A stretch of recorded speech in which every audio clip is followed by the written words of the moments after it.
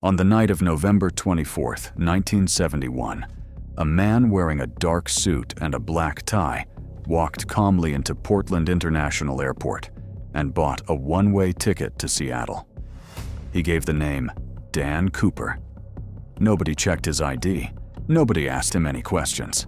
He sat down in the last row of the Boeing 727 and ordered a bourbon and soda. He lit a cigarette and looked out the window like any other businessman on a Wednesday flight. But this man was not a businessman. Within the next few hours, he would do something that no one had ever done before, and no one has been able to do since. He would hijack an airplane, collect $200,000 in cash, and then jump out the back of the plane into the freezing darkness somewhere over the forests of the Pacific Northwest, and vanish completely from the face of the earth. Shortly after takeoff, the man in the dark suit handed a folded note to Florence Schaffner, the flight attendant sitting nearest to him. She assumed it was just another passenger trying to give her his phone number, so she dropped it into her purse without reading it. The man leaned toward her and said in a calm, low voice, "You better read that note. I have a bomb." Florence opened the note and her stomach dropped. The message said that he had a bomb in his briefcase and that he wanted $200,000 in cash, 4 parachutes, and a fuel truck ready when the plane landed in Seattle. Florence walked to the cockpit with shaking hands and showed the note to the captain. The captain read it twice and then contacted the ground. No one panicked. No one screamed. Most of the 36 passengers on board had no idea that anything was happening at all. The plane kept flying toward Seattle while the FBI scrambled on the ground to meet his demands. Cooper was calm the entire time. He never raised his voice. He never threatened anyone. He even offered to buy the flight attendant a drink. The FBI managed to gather 10,000 unmarked $20 bills and stuffed them into a canvas bag. They also arranged 4 parachutes, 2 main chutes, and 2 reserve chutes. The serial numbers of every single bill were recorded on microfilm in case any of them ever surfaced.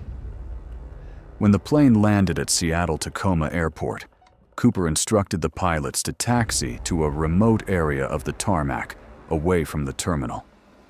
The lights on the runway were dimmed. A man from the airline walked out with the money and the parachutes. Cooper counted the bills carefully and inspected each parachute one by one. Then he released all 36 passengers and one of the flight attendants. With the passengers gone and the money secured, Cooper gave his next set of instructions. He told the pilots to fly to Mexico City at the lowest possible altitude, no higher than 10,000 feet, with the landing gear down and the wing flaps set to 15 degrees.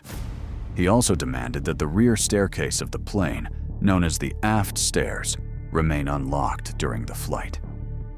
The crew told him that the plane would need to refuel before reaching Mexico, so Cooper agreed to a stop in Reno, Nevada. The Boeing 727 was one of the only commercial aircraft in the world that had a rear staircase that could be opened during flight, and Cooper clearly knew this. This was not a spontaneous act. Whoever this man was, he had studied the plane, he had studied the route, and he had planned every detail of what was about to happen next. At approximately 8:13 in the evening, the plane took off again from Seattle, heading south toward Reno. On board were only Cooper, the 2 pilots, 1 flight attendant, and a flight engineer. The weather outside was terrible. Freezing rain, heavy clouds, and winds whipping through the mountains below. Somewhere over the Lewis River area in southwestern Washington, the crew felt a sudden shift in the plane's balance. The rear staircase had been lowered. A few minutes later, they felt another bump. The aft stairs bounced back up slightly the way they would if a weight had suddenly left them. Dan Cooper had jumped. He stepped off the back of a moving airplane at 10,000 feet in the middle of a freezing November night, wearing nothing but a business suit, a thin raincoat, and loafers. He carried a canvas bag with $200,000 strapped to his body and one of the parachutes on his back. And then he was gone. For nearly 9 years, the case went cold.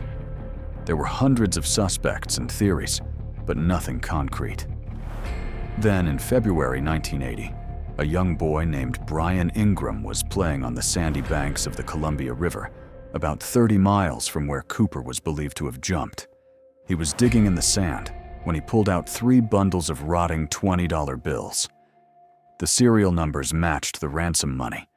A total of $5,800 out of the original $200,000 was recovered that day, partially disintegrated and fused together by years of water and sediment. But what did this mean? Did Cooper land in the river and drown? Did he bury the money and something went wrong? Did the current carry the bills downstream from somewhere deeper in the forest? To this day, no one knows how that money got there, and not a single other bill from the ransom has ever surfaced anywhere in the world. The plane landed in Reno, and FBI agents immediately rushed on board. Cooper was gone. All they found was his black clip on tie 2 of the 4 parachutes, and a few cigarette butts.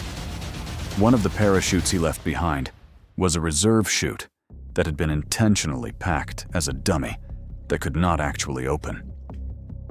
Some investigators believe Cooper grabbed it by mistake, which would have been a fatal error if he needed it. Others believe he knew exactly what he was doing and only needed one working chute. The FBI launched one of the largest manhunts in American history.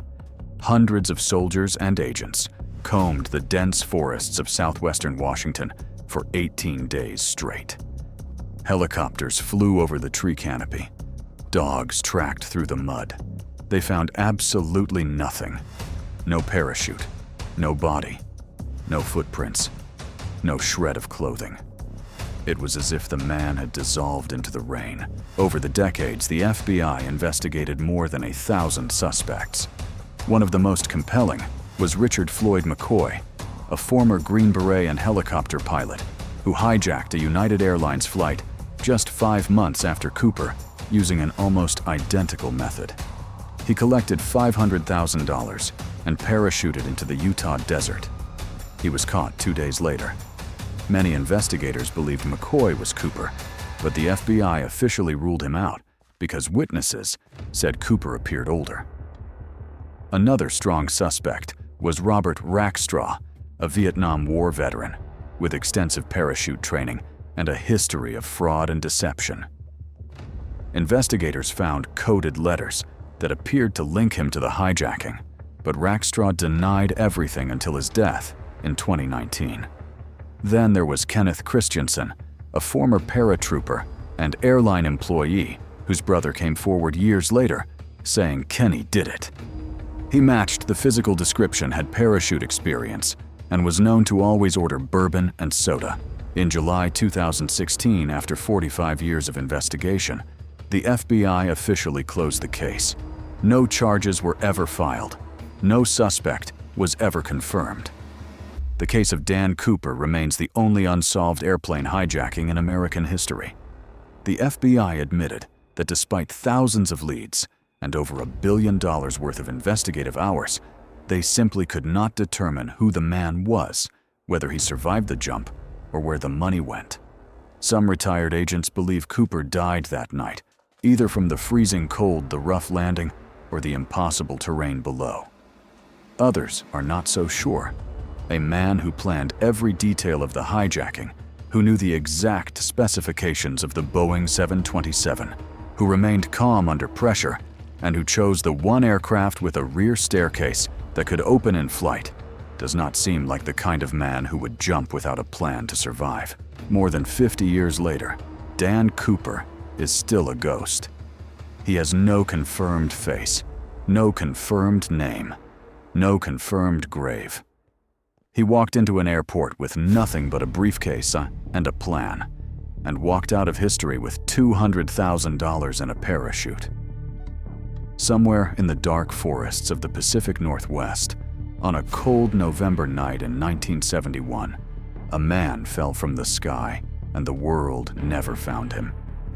Every few years, someone comes forward with a new theory, a new suspect, a new piece of evidence.